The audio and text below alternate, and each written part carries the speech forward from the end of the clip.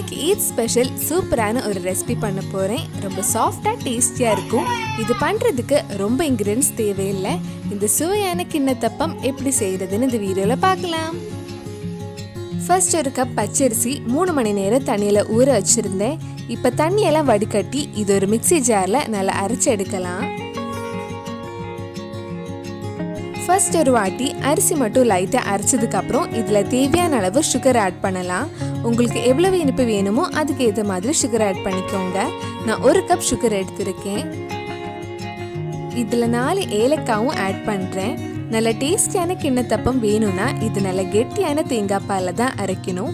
நான் இதுக்கு டோட்டலாக 1.5 கப் நல்ல கெட்டியான தேங்காய் பால் எடுத்திருக்கேன். அதிலேருந்து கொஞ்சமாக இதில் ஊற்றி நல்லா ஸ்மூத் பேஸ்ட்டாக அரைக்கலாம்.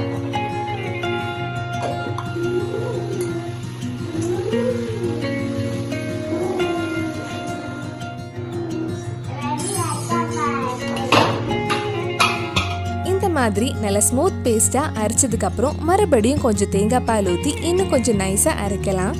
இதுல முக்கியமா அரைக்கிறதுக்கு தேங்காய் பால் மட்டும் யூஸ் பண்ணுங்க. எக்ஸ்ட்ரா தண்ணி எதுவும் ஆட் பண்ண வேண்டாம். அப்பதான் நல்ல டேஸ்ட் கிடைக்கும். இந்த மாதிரி எவ்வளவு அரைக்க முடியுமோ அந்த அளவுக்கு நைஸா அரைச்சு எடுத்துக்கோங்க. இப்போ இது இன்னொரு பவுலுக்கு மாத்திரலாம். மாத்திட்டு மிச்சம் இருக்கிற தேங்காய் பால் ஊற்றி மிக்ஸ் பண்ணலாம். கிண்ணத்தப்பம் பண்ணுறதுக்கு மாவு ரொம்ப தண்ணியாக தான் இருக்கணும். கெட்டியாக இருந்தால் சாஃப்டாக இருக்காது. நான் 1 கப் பச்சரிசிக்கு டோட்டலாக 1.5 கப் நல்ல கெட்டியான தேங்காய் பால் எடுத்திருக்கேன். தேங்காய் பால் எடுக்கும்போது கொஞ்சமாக தண்ணி ஊற்றி பால் எடுங்க. அப்போ தான் நல்ல கெட்டியான தேங்காய் பால் கிடைக்கும். இந்த மாதிரி ஒரு கன்சிஸ்டன்சியில் தான் மாவு இருக்கணும். அப்போ தான் கிண்ணத்தப்பம் நல்லா சாஃப்டாக இருக்கும். இதில் கொஞ்சமாக உப்பு ஆட் பண்ணிக்கோங்க. உப்பு ஆட் பண்ணும்போது வீடியோ எடுக்கலை. இந்த மாவு ஒரு வாட்டி நல்லா அரிச்சு எடுத்துக்கோங்க. நம்ம ஏலக்காய் எல்லாம் போட்டு அரைச்சிருக்கிறதுனால அந்த ஏலக்காயோட சின்ன சின்ன பீஸ் ஏதாவது இருக்கும். இந்த மாவில் எதுவும் இல்லாமல் நல்லா ஸ்மூத்தாக தான் இருக்கணும். கிண்ணத்தப்பம் ரெடி பண்ணுறதுக்கு முன்னாடி இனிப்பெல்லாம் கரெக்டாக இருக்கான்னு செக் பண்ணிக்கோங்க. மாவில் இருக்கிற இனிப்பை விட வேக வச்சதுக்கு அப்புறம் இனிப்பு கொஞ்சம் கம்மியாக தான் இருக்கும். அதனால அதுக்கு ஏற்ற மாதிரி சுகர் ஆட் பண்ணி மாவு ரெடி பண்ணி வச்சுக்கோங்க. மாவு ஒரு வாட்டி ஃபில்டர் பண்ணி எடுத்தாச்சு. உங்களுக்கு வேணும்னா 30 நிமிஷத்துக்கு அப்புறம் கிண்ணத்தப்பம் ரெடி பண்ணலாம். ஆனால் இன்னும் நல்லா சாஃப்டாக கிடைக்கணும்னா 3-4 மணி நேரம் அப்படியே மூடி வச்சிருங்க. கிண்ணத்தப்பம் ரெடி பண்ணுறதுக்கு இந்த மாதிரி ஒரு சில்வர் பிளேட் எடுத்துக்கோங்க. அப்போ பிளேட்டில் இருந்து சீக்கிரம் வர்றதுக்கு கொஞ்சமாக தேங்காய் எண்ணெய் தடவிக்கலாம். இப்போ மாவு ரெடி பண்ணி கிட்டத்தட்ட 4 மணி நேரம் ஆயிடுச்சு. மாவு ஒரு வாட்டி நல்லா மிக்ஸ் பண்ணதுக்கு அப்புறம் பிளேட்ல ஊற்றலாம். நிறைய மாவு ஊற்ற வேண்டாம். ஒரு சின்ன லேயர் அளவுக்கு மாவு ஊற்றினா போதும். அப்பதான் சாஃப்டா இருக்கும். மாவு ரொம்ப நிறைய ஊற்றினா சாஃப்டா கிடைக்காது. இந்த அளவுக்கு மாவு ஊற்றினா போதும்.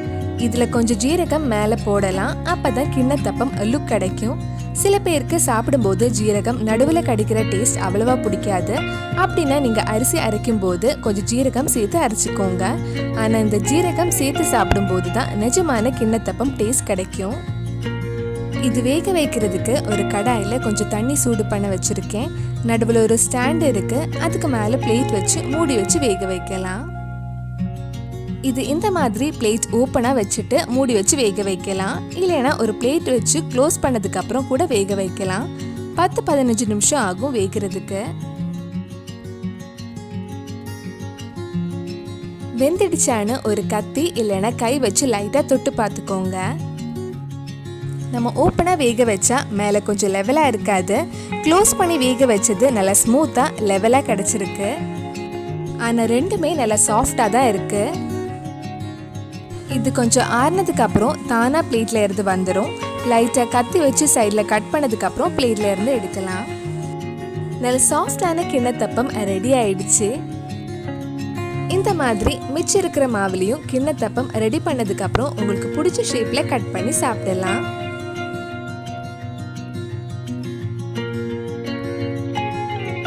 பார்க்கறதுக்கு ரொம்ப அழகா இருக்கு. சாப்பிட்றதுக்கு அதை விட சூப்பரா இருந்துச்சு. என் பசங்களுக்கெல்லாம் ரொம்ப பிடிச்சிருந்தது. இந்த ஷேப்ல தான் கட் பண்ணணும்னு இல்லை, உங்களுக்கு பிடிச்ச ஷேப்ல கட் பண்ணிக்கோங்க. எவ்வளவு அழகா சாஃப்டா இருக்குன்னு பாருங்க. என் 2 பசங்களும் ரொம்ப விரும்பி சாப்பிட்டாங்க. கண்டிப்பாக நீங்களும் உங்கள் வீட்டில் செஞ்சு பாருங்கள், உங்களுக்கும் கண்டிப்பாக பிடிக்கும். இந்த வீடியோ உங்களுக்கு பிடிச்சிருந்துன்னா லைக் பண்ணுங்கள், உங்கள் ஃப்ரெண்ட்ஸ் அண்ட் ஃபேமிலிக்கு ஷேர் பண்ணுங்கள். வேறு நல்ல ரெசிபிஸ் நம்ம சேனலில் ட்ரை பண்ணலான்னு கீழே கமெண்ட் பாக்ஸில் சொல்லுங்கள். நீங்கள் இன்னும் என்னோட சேனலை சப்ஸ்கிரைப் பண்ணலைன்னா மறக்காமல் சேனலையும் சப்ஸ்கிரைப் பண்ணிடுங்க. கூடவே அந்த பெல் ஐக்கனையும் ப்ரெஸ் பண்ணிங்கன்னா நான் போடுற வீடியோஸ் எல்லாம் உங்கள் ஃபோனில் நோட்டிஃபிகேஷனாக வரும்.